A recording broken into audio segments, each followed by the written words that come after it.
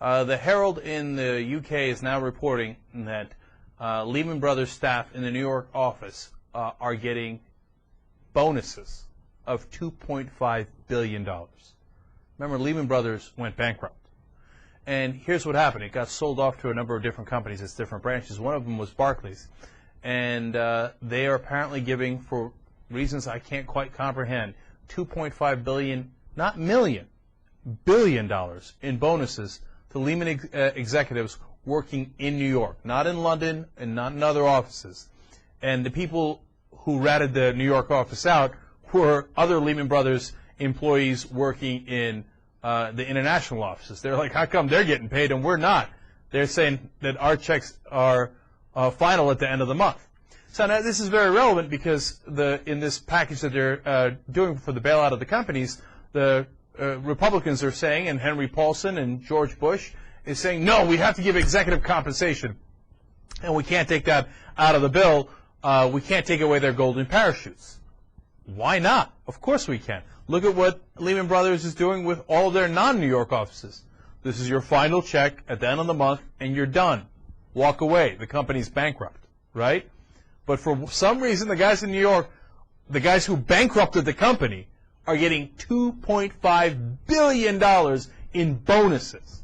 Now, this is similar to the story we gave you earlier, where in 2007, the 5 companies that are in trouble, Bear Stearns, who already got bought by J.P. Morgan and backed by U.S. taxpayer money, Goldman Sachs, Lehman Brothers, who's already bankrupt, Merrill Lynch, which is in trouble, or actually went under already and got sold, and Morgan Stanley, who's in trouble. Those 5 major companies, they gave out bonuses last year in 2007 of $39 billion to their employees.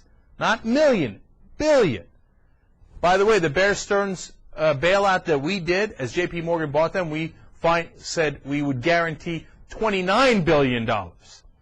So they gave away more than that, the 5 companies combined, plus another $10 billion on top in bonuses just last year.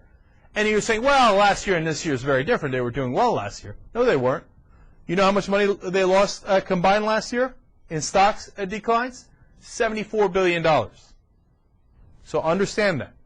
As those 5 companies lost $74 billion, they gave their executives $39 billion in bonuses.